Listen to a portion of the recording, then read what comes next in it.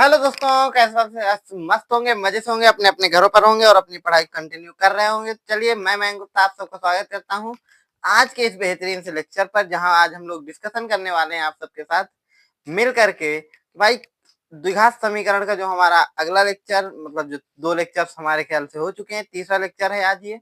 इस पर हम लोग बहुत सारी चीजों के बारे में डिस्कशन करेंगे आपके साथ, ठीक है। तो सभी बच्चे तैयार हैं? बोल दीजिए जल्दी से कि हाँ हम सर तैयार हैं। जल्दी बता दीजिए कि आप सभी तैयार हैं, यस या नो।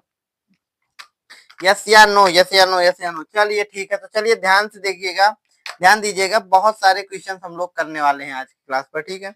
हाँ, चल ध्यान दीजिए कि आज जो हमारा टॉपिक है, ठीक है, आज का जो हमारा टॉपिक है, टॉपिक क्या है आज का?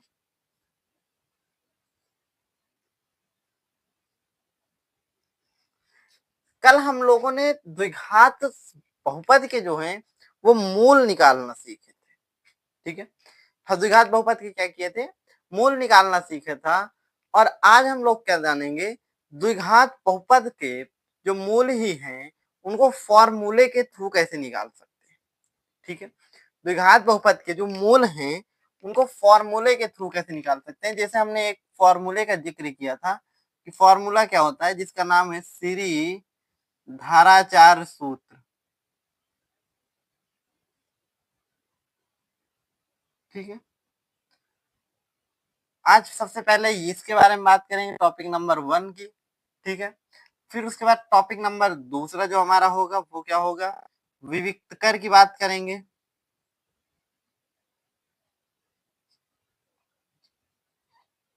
और टॉपिक नंबर 3 जो हमारा होगा वो क्या होगा? मूलों की प्रकृति, ठीक है।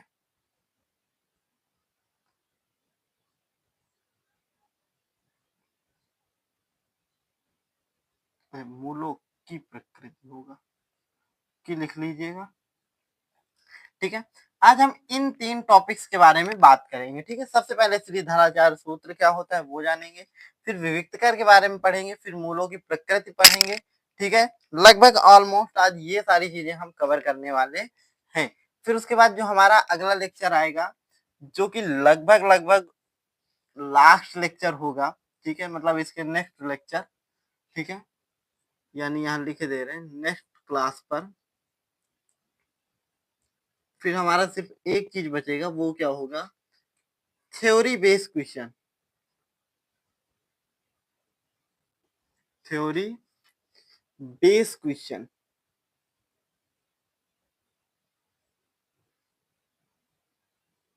ठीक है।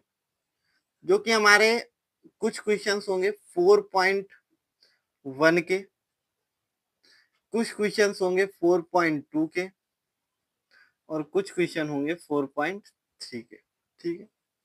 हाँ, ध्यान दीजिएगा, 4.1 के केवल हमारे थ्योरी बेस्ड क्वेश्चन बचे हुए हैं जो कि हमको करना है। 4.2 के भी हमारे सिर्फ थ्योरी बेस्ड क्वेश्चन बचे हैं जो कि हमको करना है। 4.3 के भी हमारे कैसे क्वेश्चन बचे हैं, मतलब 4.3 तो पूरी बाकी है, आज से शुरू होगी, ठीक है। इसके भी थ्योरी बेस्ड क्वेश्चन जो होंगे वो बचेंगे, वो भी हम लोग नेक्स्ट क्लास पर पूरा कंप्लीट कर लेंगे, ठीक है। और नेक्स्ट क्लास शायद हमारी क्या हो, यही हो जाए लास्ट क्लास शायद हो, या इसके बाद एक क्लास और मैक्सिमम लेना पड़ेगा बस, उसके बाद नहीं तो हमें और क्लासेस नहीं लेना पड़ेगा, ठीक है। क्योंकि 4.1 तो ठीक है, 4.2 में मैक्स मतलब क्वेश्चन थोड़ा सा ज्यादा है, ठीक है। चलिए, आप लोग डेली कहते होंगे सर जी आप कल की क्लास पर कहेंगे कि पहले सबसे पहली क्लास पर बोले कि अगले क्लास पे करेंगे, फिर उसके बाद अगली क्लास पर करेंगे। तो देखिए, थोड़ा सा जैसे हम आगे बढ़ते हैं तो चीजों को लगता है कि हाँ इसको इस तरह से और बेहतरीन हो सकता है, ठीक है। जैसे लास्ट ईयर में हम लोग क्या करते थे कि जैसे 4.1 पढ़ा रहे हैं तो उसी के साथ पढ़ा देते थे, 4.2 पढ़ाया उसी के साथ बढ़ा दिया, 4.3 पढ़ाया तो उसी के साथ बढ़ा दिया। लेकिन इस थोड़ा सा कभी कभी लगता है ना कि चेंज थोड़ा सा किया जाए, इसको शायद ये जहां चीज है इससे और बेहतर हो सकता है। तो उसी चीज के लिए बस हम लोग क्या कर रहे हैं भाई, ये जो 4.1 है, मतलब थ्योरी बेस्ड क्वेश्चन पूरे एक साथ करा रहे हैं कि आपको थ्योरी थ्योरी करते करते सिर्फ आपके मन में थ्योरी रहे, ओके, सिर्फ आप समझ सके थ्योरी को, जान सके चीजों को, ठीक है। बस यही चीज है, एक उद्देश्य है। इसके कारण हमने थोड़ा सोचा कि भाई हाँ इसको थोड़ा सा एक काम करते हैं, आगे बढ़ा देते हैं, ठीक है। कोई दिक्कत तो नहीं आप लोगों को? ठीक, चलिए ध्यान दीजिएगा। सबसे पहला कोई टॉपिक हमारा क्या है, टॉपिक नंबर 1 जब हम पढ़ेंगे तो टॉपिक जो पहला है उसका नाम क्या है, श्रीधराचार्य सूत्र क्या होता है, ध्यान दीजिएगा।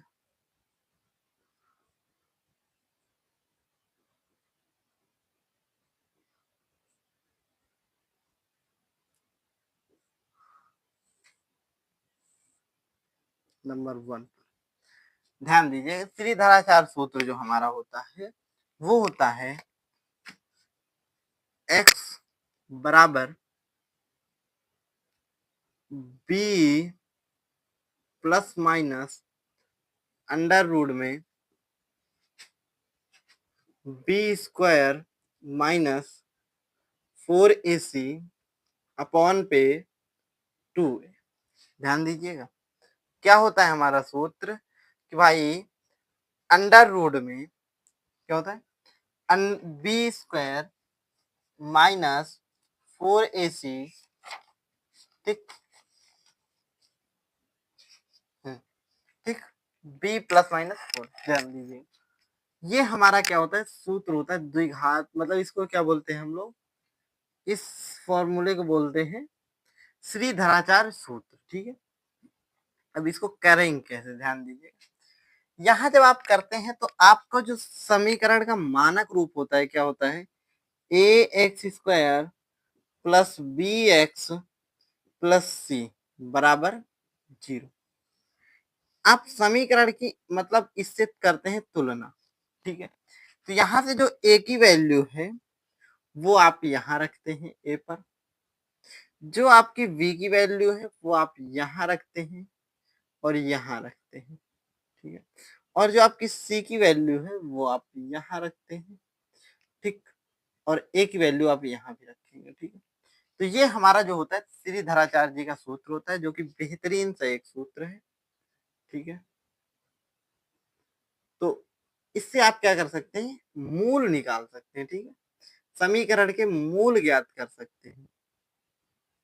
मूल ज्ञात करने के लिए,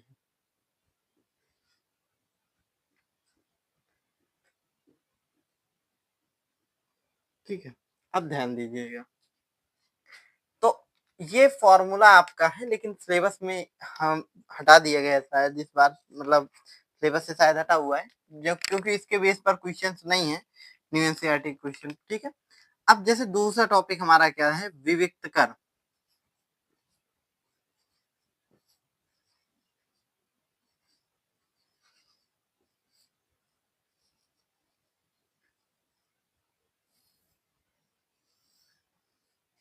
ठीक, विविक्त कर। विविक्त कर को जैसे प्रदर्शित किससे करते हैं, पहली बात तो इसको कैपिटल डी से प्रदर्शित करते हैं, ठीक है। किससे प्रदर्शित करते हैं, कैपिटल डी से, ठीक है। अब ध्यान दीजिएगा, इसका एक फॉर्मूला होता है, क्या होता है, इसका फॉर्मूला होता है भाई डी बराबर, ठीक है, बी स्क्वायर माइनस 4ac। मतलब जो इसके अंदर का पार्ट होता है वही हमारा होता है विविक्त कर का सूत्र, क्या होता है, डी बी स्क्वायर माइनस का 4ac, ठीक है। अब ध्यान दीजिएगा, इसको आप ऐसे भी लिख सकते हैं, इसको आप ऐसे भी लिख सकते हैं, विविक्त कर बराबर बी स्क्वायर माइनस 4ac। आप कैसे भी लिखिए, बात दोनों क्या है, सेम है। आई बात समझ में, कोई दिक्कत, किसी बालक को कोई समस्या या बालिका को बताएंगे जल्दी से। अब यहाँ अगर आप थोड़ा ध्यान दीजिए तो आपका जो b है, a है, c है, ये सारे अचर पद हैं, ठीक है। यहाँ से जो आपके ये है, यहाँ भी अगर आप ध्यान देंगे तो ये जो ए बी सी है वो आपके किससे हैं, मानक रूप से लिए गए हैं, जो क्या है, A X square plus B X plus C बराबर 0, ठीक है। हाँ, इसका यूज कैसे किया जा सकता है विविक्त कर का, ठीक है। विभक्त करके अभी जो फॉर्मूले आएंगे मतलब क्वेश्चंस आएंगे वहां ध्यान देंगे, ठीक है, इसको करेंगे। बहुत ही सिंपल क्वेश्चंस होते हैं इसके विभक्त करके, और मजा आ जाएगी आपको क्लास में आज की, ठीक है। हाँ, तो क्लास में तो मजा आएगी आएगी, लेकिन आप मतलब बढ़िया से अच्छे से समझेंगे चीजों को, और भी ज्यादा मजा आएगी, ठीक है। तो ये दोनों चीज आप जल्दी से इसको लिखिए, फिर आगे बढ़ते हैं।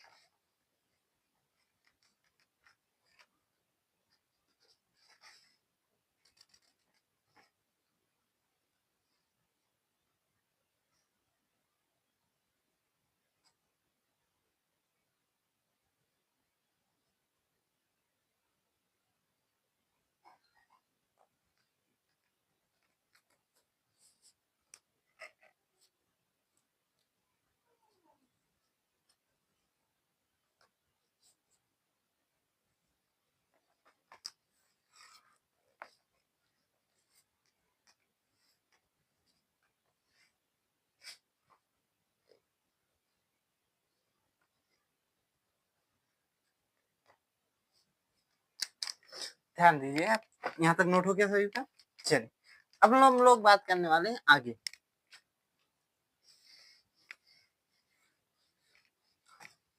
अगला टॉपिक हमारा है मूलों की प्रकृति, ठीक है।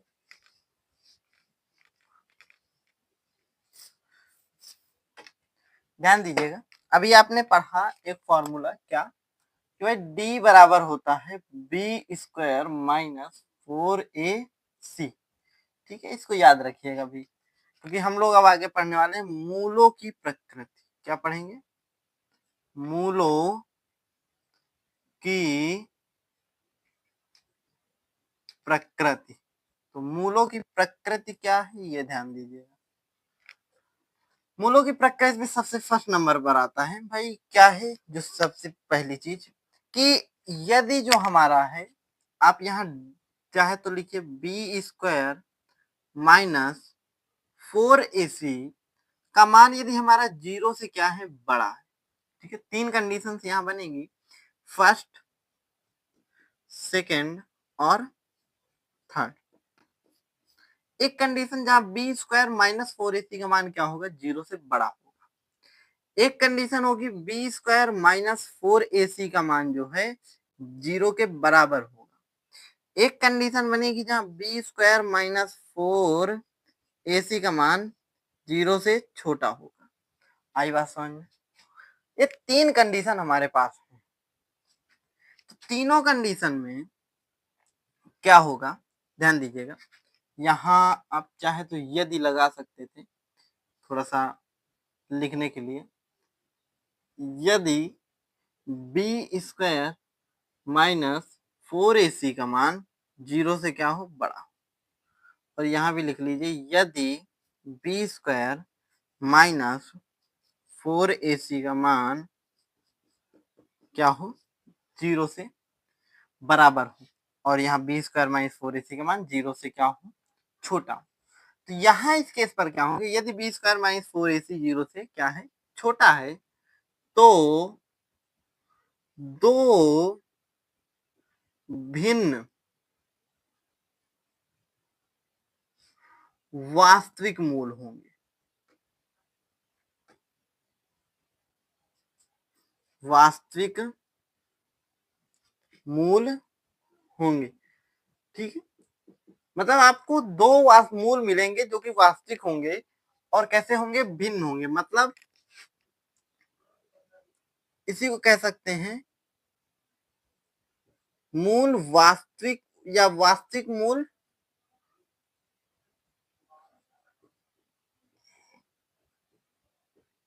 वास्तविक मूल, इसी को आप ऐसे भी लिख सकते हैं, वास्तविक मूल एवं असमान,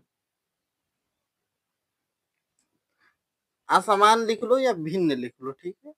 मतलब जो मूल होंगे वो अलग अलग होंगे, लेकिन वो कैसे होंगे, वास्तविक होंगे। यदि बी स्क्वायर माइनस फोर ए सी का मान 0 के बराबर है तो मूल कैसे होंगे, तो वास्तविक, तो समान वास्तविक मूल प्राप्त होंगे।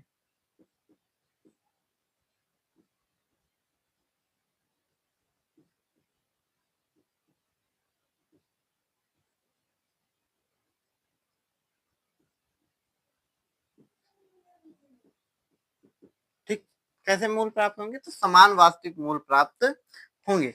या आप इसको आसान भाषा में लिख सकते हो, क्या होंगे, वास्तविक मूल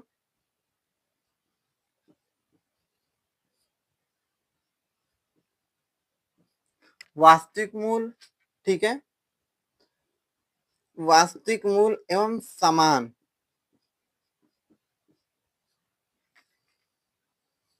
ठीक, या समान एवं वास्तविक मूल भी लिख सकते हो, कोई दिक्कत नहीं है। अगर ये भाई इसका मान यदि बी स्क्वायर माइनस फोर ए सी का मान क्या है, 0 से छोटा है, तो तो क्या होगा, काल्पनिक मूल प्राप्त होंगे। कैसे मूल प्राप्त होंगे, काल्पनिक मूल, काल्पनिक मूल, ठीक है, कैसे मूल प्राप्त होंगे, काल्पनिक मूल प्राप्त होंगे, जो क्या होंगे, काल्पनिक मूल प्राप्त होंगे, तो काल्पनिक मूल प्राप्त होंगे, काल्पनिक मूल या लिख लो या कोई वास्तविक मूल नहीं, ठीक है, कोई वास्तविक मूल नहीं, काल्पनिक मूल जिसको हम कहते हैं कोई वास्तविक मूल नहीं प्राप्त होंगे।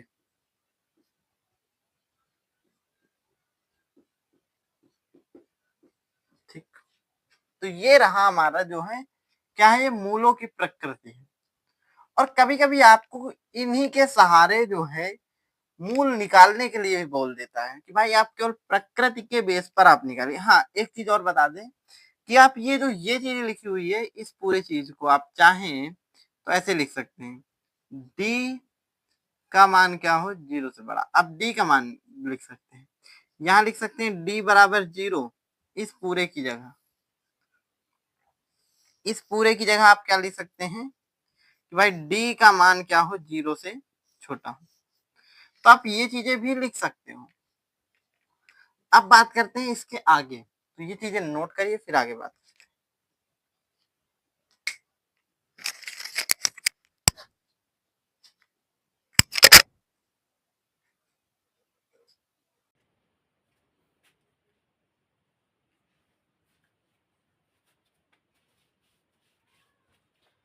चलिए, तो यहाँ तक आप लोगों ने देख लिया, इसके आगे अब बात करते हैं, ध्यान दीजिएगा।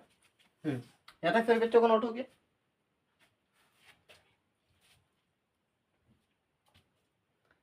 अभी आप लोगों ने देखा ही होगा एक जो आपके चैनल है न्यूज का, जिसमें एक जो पत्रकार महोदया जी हैं वो क्या बोलती हैं कि जो ये यूट्यूब के टीचर्स हैं, इन दो कौड़ी का ज्ञान रखकर कुछ आता न जाता, और बहुत सारी बातें, कई चीज़ें बोली उन्होंने, ठीक है। क्या मतलब इन लोगों को अगर बात की जाए, यूट्यूब के जो टीचर्स हैं, लॉकडाउन के टाइम पर कितना एजुकेशन के लिए क्या कर रहे हैं वो तो पता ही है आप लोगों को। जैसा कि अगर आप लोग ध्यान दें, लॉकडाउन के टाइम पर अगर ये यूट्यूब वाले टीचर्स ना होते, ना बनते, तो शायद शिक्षा 2 सालों में बहुत ज़्यादा गिर जाती। उसके बाद आगे बात की जाए, जहाँ एक बच्चे को पढ़ने के लिए 2-2, ढाई-ढाई, 3-3 लाख देना पड़ता था। 5,000, 6,000, 8,000 में पूरा कंप्लीट हो जाता है कोर्स उसका, तो वो भी बच रहा है। यानी शिक्षा को बहुत ज़्यादा अफोर्डेबल लाया गया, और भी बहुत सारी चीज़ें की गई हैं। बहुत से टीचर्स फ्री पढ़ा रहे हैं यूट्यूब पर, बच्चा हर एक बच्चा पढ़ पा रहा है फ्री। हाँ, बैचेस अवेलेबल हैं ऐप पर, उनके मानते हैं, लेकिन बच्चा को अगर एक अच्छी शिक्षा चाहिए तो वो यूट्यूब से भी प्राप्त कर पा रहा है। बैचेस पर थोड़ा सा क्या होता है, एडवांस लेवल के अच्छे से प्रिपरेशन हो जाती है, ठीक है।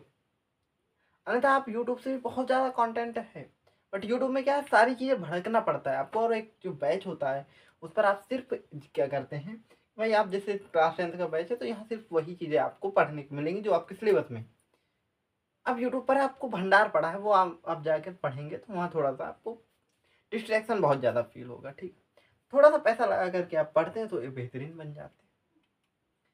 तो बहुत सारे, और ये क्या कर रहे हैं जो मीडिया वाले, धर्मेंद्र पाजी भाई मरे नहीं थे, मतलब उनका स्वर्गवास नहीं हुआ था, फिर भी उनको 10 दिन पहले ही मृत घोषित कर दिया गया था।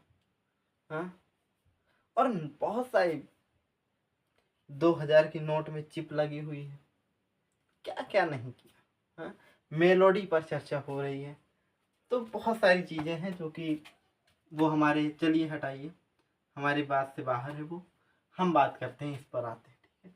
देखिए, तो अगर हम क्या कहा कि भाई अगर डी का मान 0 से बड़ा है तो यानी वो क्या होगा, वास्तविक मूल होगा। 0 से बड़ा होगा तो अल्टीमेटली वो क्या होगा, पॉजिटिव ही तो होगा।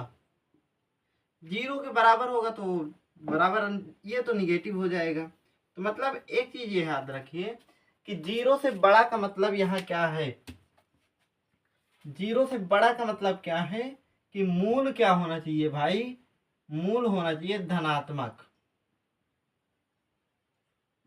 ठीक है। यानी हमारा कैसा होना चाहिए, पॉजिटिव होना चाहिए। अब 0 के बराबर यानी क्या होना चाहिए भाई, मूल 0 होना। अगर मूल क्या हो, फिर मतलब मूल कह रहे हैं यहाँ डी, अगर डी मतलब क्या हो, धनात्मक हो, यानी पॉजिटिव होना चाहिए डी को।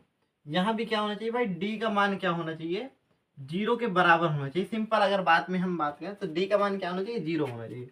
यहाँ क्या होगा भाई, डी का मान क्या हो, जो हो नकारात्मक, सॉरी धनात्मक और निगेटिव, नकारात्मक, ऋणात्मक, ऋणात्मक, ऋणात्मक यानी निगेटिव होना चाहिए, ठीक है।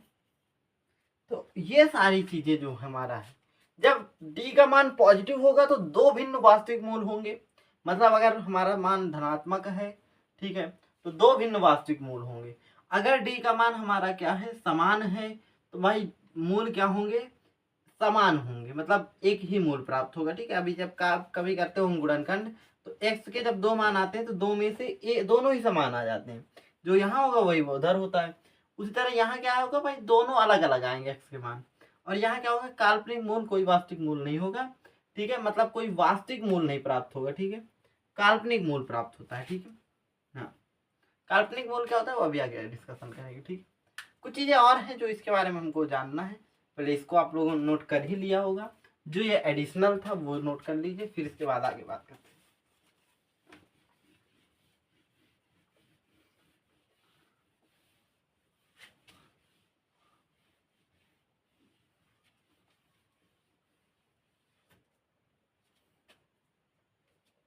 ध्यान दीजिए, अगर आपको कभी मूल जो है नंबर फर्स्ट पर क्या है, आपका जब डी का मान बड़ा हो 0 से, ठीक है, जब डी का मान क्या हो, 0 से बड़ा हो, और आपको कहते हैं कि भैया मूल बताइए, मूल बताइए कैसा, मूलों की प्रकृति का यूज करके। तो यहाँ आप मूल कैसे निकालते हैं, यहाँ आप मूल निकालने का आपके पास दो तरीका होता है भाई। मूल हमारे क्या क्या होंगे, पहली बात तो अगर हम बात करें मूल हमारे क्या क्या होंगे, मूल हमारे होंगे या तो अल्फा और बीटा, ठीक है। तो अल्फा निकालने के लिए एक फॉर्मूला होता है भाई, माइनस का बी प्लस, माइनस का बी और प्लस अंडर रूट में b² माइनस 4ac अपॉन में 2a, या इसी फॉर्मूले को हम लिखते हैं minus b plus under root में d अपॉन में 2a। ठीक है, और अगर आपको बीटा निकालना है तो बीटा के लिए फॉर्मूला क्या है भाई, माइनस का b माइनस का अंडर रूट में b² माइनस 4ac अपॉन में 2a इक्वल में minus b minus under root में d अपॉन में 2a। ठीक है, ओके। हाँ, अब इसके बाद अगर बात करें, ये चीज़ें तो हो गई। अगर आपका d का मान क्या है, 0 से बड़ा है, क्यों? क्योंकि उस केस में आपके दो मूल आएंगे। जब दो मूल आएंगे तो दो मूलों को निकालने के लिए आपका फॉर्मूला भी अलग अलग होना चाहिए। ठीक है, अब ध्यान दीजिए, अगर आपका कभी क्या हो कि भाई मूल क्या हो भाई, d बराबर क्या हो, 0 हो, तो वहां कैसे आप निकालेंगे? d का मान अगर आपका क्या हो, 0 हो, तो उस केस में आप कैसे मूल निकालते? ध्यान दीजिएगा, तो जब d का मान आपका 0 होगा तो वहां भी आपके दो मूल होंगे। क्या होगा भाई, यहां भी अगर आप मूल की बात करेंगे तो मूल आपके यहां भी दो आएंगे भाई, चाहे भाई एक अल्फा होगा एक बीटा होगा। लेकिन कंडीशन क्या है कि भाई d बराबर 0 है, तो जो अल्फा होगा वो बराबर किसके होगा, बीटा के। अल्फा किसके बराबर होगा, बीटा के। क्यों? क्योंकि मूल हमारे क्या है, समान है। जब समान मूल होते हैं तो वहां क्या होगा भाई, हमारा जो अल्फा है वो बराबर किसके होगा, बीटा की। आई बात समझ में? कैसे? इस वजह से क्योंकि हमारे मूल क्या है, समान है।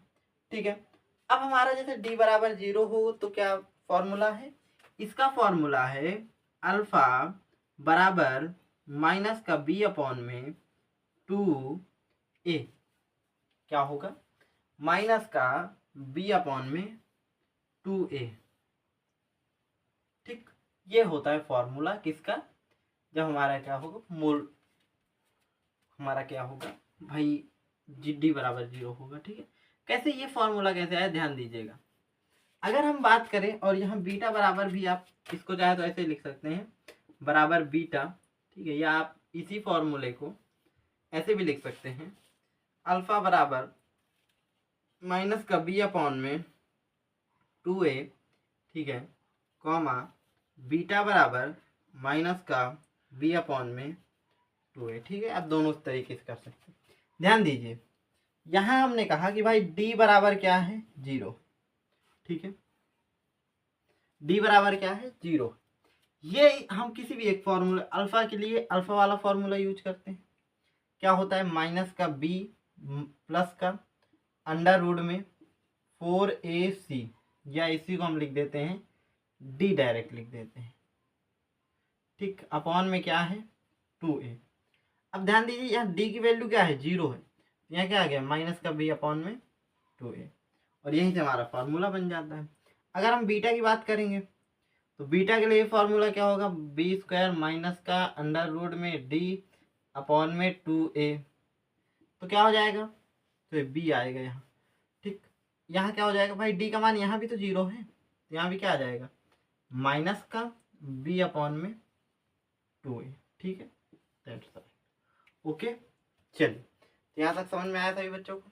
कोई डाउट, कोई दिक्कत, कोई समस्या? तो आप ये चीज़ें यूज करोगे अगर कभी मूलों की प्रकृति को लेकर के आपसे कहता है कि भाई हम मूलों की प्रकृति का यूज करते हुए आप द्विघात समीकरण जो भी है उसके मूल ज्ञात कीजिए। हाँ, अच्छा, एक केस और बचा है भाई। हमने कहा कि भाई d बराबर अगर 0 है, d का मान अगर 0 से छोटा होगा तब क्या करोगे, तो वहां तो कोई वास्तविक मूल नहीं है ना, केवल ये फॉर्मूले वास्तविक मूल निकालने के लिए यूज होते हैं। ठीक है, चलिए इसको नोट करिए, फिर आगे बढ़ते हैं। काफी देर से हम लोग सिर्फ बेसिक पे चर्चा कर रहे हैं। ठीक है, लगभग आधा घंटा हमको हो भी गया सिर्फ बेसिक पर बात करते हुए। अब हम लोग आएंगे क्वेश्चंस पर। ठीक है, और शुरुआत करेंगे विविक्तकर से क्वेश्चन के। ठीक है, विविक्त कर से स्टार्ट करेंगे। विविक्त कर के कैसे क्वेश्चन है बेहतरीन से, आपके एनसीईआरटी में ही बढ़िया क्वेश्चन दे रखे हैं आपको। बाकी हम बार बार कहते हैं, ध्यान दीजिएगा, एक बात को कई बार हमने रिपीट किया है, क्या है कि इतना याद रखिए, इस जो बात बता रहे हैं ना इसको कई बार रिपीट किया है। कौन सी बात है कि सिर्फ आपको भाई, अगर बोर्ड के लिए बेस्ट बुक्स की अगर बात करें हम, तो आपको क्या करना है, सिर्फ और सिर्फ फॉलो करना है एनसीईआरटी को। किसको? एनसीईआरटी, बस। इसके अलावा और आपको कोई बुक नहीं फॉलो करना। मैथ्स के लिए, मैथ्स के लिए आप स्पेशल केवल एनसीईआरटी की ही 10th की फॉलो करिए, बस। आप इसी बुक को कई बार प्रैक्टिस करिए। 10th के लिए बेस्ट बुक्स है, बेस्ट बुक्स में ना ही सिर्फ बुक का ही है आप कि एनसीईआरटी की जो बुक है वो बहुत ही बेहतरीन बुक है। आप एक बार पढ़िए बेहतरीन से, उसके सारे क्वेश्चंस लगाइए, ठीक है। आप केवल इसके क्वेश्चंस लगाइए बस, और आपको बाहर लगाने की कोई जरूरत नहीं है। इसके सिर्फ आप क्वेश्चन लगाइए, बोर्ड के लिए पढ़ रहे हैं तो इसके ही क्वेश्चन लगा डालिए, फिर वो चाहे एग्जाम्पल हो या एक्सरसाइज हो, ठीक है। चाहे वो एग्जाम्पल हो या फिर एक्सरसाइज के क्वेश्चन हो, आपको केवल उतना ही कंप्लीट करना है, बस। इतना आप कर लीजिए, बेहतरीन है, सफिशियंट है, ठीक है। चलिए अब हम बात करते हैं आगे। चलिए माइक हटा, माइक डिस्चार्ज हो गया बच्चों। चलिए माइक डिस्चार्ज हो गया, नहीं अब आगे क्लास बिना माइक के रहेगी। थोड़ा सा वैल्यू में आपको थोड़ा सा परिवर्तन समझ में आएगा, ओके। चलिए, तो मूलों की प्रकृति के बारे में आप लोगों ने समझा। अब क्वेश्चंस आते हैं डायरेक्ट हमारे जो भी हैं बेहतरीन बेहतरीन से। और अब दिल थाम के बैठिए क्योंकि बेसिक अब खत्म हो चुका है। अब ये जो चीज़ें बताई हैं अब इनको अप्लाई करेंगे, ठीक है। हाँ, कैसे करेंगे वो ध्यान देते हैं। सारी चीज़ें आई होप आप लोगों ने नोट की होंगी, क्योंकि नोट करते चलोगे तो अभी जैसे फॉर्मूले आपको याद भी नहीं होंगे, तो अभी जब हम क्वेश्चन करेंगे तो वहाँ आप लोग देख करके कम से कम कर सकते हैं। क्वेश्चन कह रहा है निम्नलिखित द्विघात समीकरणों के विविक्त कर ज्ञात कीजिए, ठीक है। सबसे पहला क्वेश्चन अगर हम बात करें, क्वेश्चन हम वो वाला नहीं लिख रहे हैं कि निम्नलिखित में से प्रत्येक द्विघात समीकरण का विविक्त कर ज्ञात कीजिए। सीधी सी बात है कि विविक्त कर ज्ञात करना है तो बस हम डायरेक्ट करेंगे। क्वेश्चन कह रहा है x² minus 4x plus 2 equal 0, ठीक है। एक क्वेश्चन ये है, चलिए इसको सॉल्व करते हैं आराम से, ठीक है। कैसे करेंगे ये ध्यान देने वाली बात है। सबसे पहला क्वेश्चन हमसे कह रहा है भाई x² माइनस 4x प्लस 2 बराबर 0 के विविक्त कर ज्ञात। तो हमको पता है कि हम डालेंगे सबसे पहले क्या, सॉल्व। चलिए सॉल्व डाला, यहाँ लिखेंगे समीकरण लिख लो x² माइनस 4x प्लस 2 बराबर 0, ठीक। इसके आगे क्या करोगे, यहाँ लिखोगे ax² plus bx plus c बराबर 0 से तुलना करने पर,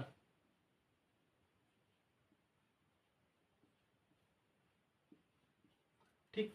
यहाँ लिख देना समीकरण की ax² plus bx plus c बराबर 0 से तुलना करने पर, यहाँ से आपको a का मान, यहाँ से आपको b का मान और यहाँ से आपको c का मान आपको प्राप्त हो जाएंगे। कैसे, ध्यान दीजिएगा। a के सामने कौन सी वैल्यू लिखी हुई है, कोशिश करिएगा कि ये जो x² है, x है और बराबर में 0, ये आपस में बराबर रहे ताकि आपको दिक्कत नहीं होगी करने में, ठीक है। थोड़ा सा अगर ध्यान देंगे, यहाँ क्या हो रहा है बाबू, यहाँ पास क्या है, एक है, मतलब जब कोई वैल्यू ना हो तो एक होती है। या बी के सामने क्या है, अच्छा जब ए के सामने हमारा क्या है भाई, एक है तो ए की वैल्यू क्या हो जाएगी, एक। बी के सामने क्या है, 4 है, और चिन्ह काहे का लगा है, माइनस का लगा है, तो ये क्या हो जाएगा भाई, माइनस का 4। सी के सामने काहे की वैल्यू है भाई, प्लस की है, और क्या है, 2 है, तो सी का मान क्या हो गया, 2 हो गया। आ गई बात समझ में। लाइट क्यों डाउन हो रही है बाबू मुसाए, फिर से आज लाइट प्रॉब्लम आएगी क्या। चलिए कोई बात नहीं, जल्दी से करते हैं, समझते हैं, नहीं होगा तो लेक्चर एक बढ़ेगा बस, और कुछ नहीं। ध्यान दीजिए कि यहाँ से अगर आप बात करेंगे तो यहाँ लिखेंगे विविक्त कर,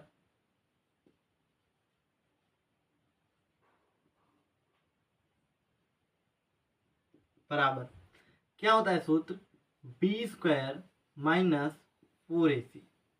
ठीक है, यहाँ आप डाल देंगे डी बराबर, बी का मान कितना है, माइनस का 4, और इसका क्या हो जाएगा स्क्वायर, माइनस 4 गुणे ए का मान कितना है, 1 है, 1 लिख देंगे। सी का मान कितना है, 2 है, 2 लिख देंगे। ओके, चलिए इसके बाद अगर बात करेंगे, यही क्वेश्चन हो पाएगा लगता है बच्चों, 4 चौक 16 माइनस 4 दूनी 8 और 1 8 हो जाएगा, तो यहाँ आ जाएगा डी, तो डी बराबर कितना आ जाएगा, 16 में से 8 घटाओगे तो 8 दूनी 16 यानी 8 आ जाएगा, तो डी का मान कितना प्राप्त हुआ, 8।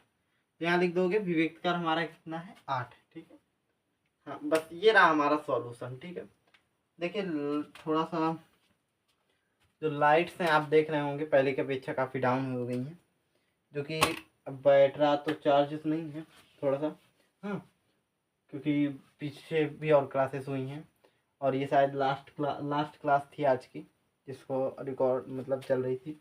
ठीक है, चलिए तो इससे आधारित जो क्वेश्चंस हैं वो हम लोग नेक्स्ट क्लास पर और कर लेंगे।